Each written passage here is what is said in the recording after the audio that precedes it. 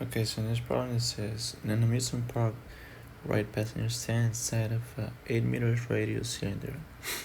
Initially, the cylinder will rotate with its axis along the vertical. Okay, after the cylinder has acquired sufficient speed, it tilts into a vertical plane, which is the axis tilts into the horizontal, as shown in this figure. Then it says, suppose that once the axis has tilted into the horizontal, this ring will rotate once every 4.5 seconds. So the question is, if a rider's mass is 40 kilograms, with how much force does the ring push on her at the top of the ring?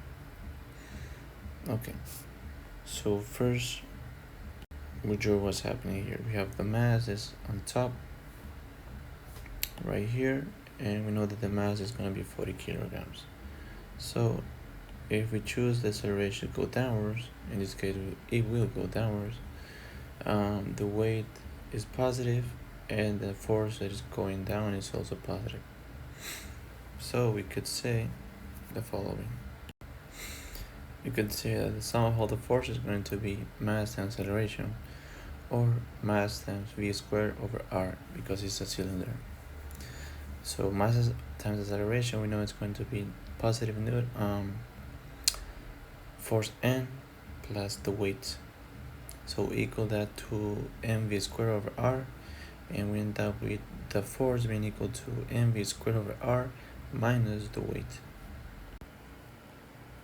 So as we know that the radius is 8 and one revolution is 2 pi, that is going to be in 4.5 seconds, we know that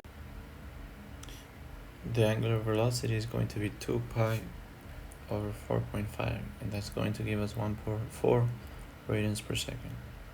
So to find the velocity, we just have to multiply the angular velocity times the radius. It's going to give us 1.4 radians times 8. That's going to give us 11.16 meters per second. Now that we have the velocity, we can just plug in the values to the equation right here. That's going to find us the force. So we have the mass times the velocity squared over 8 minus 40 times g, which is 10. Then we just continue doing the algebra, and we end up that the force n is going to be 223. And this answer is going to be relatively close to letter C, 230 newtons.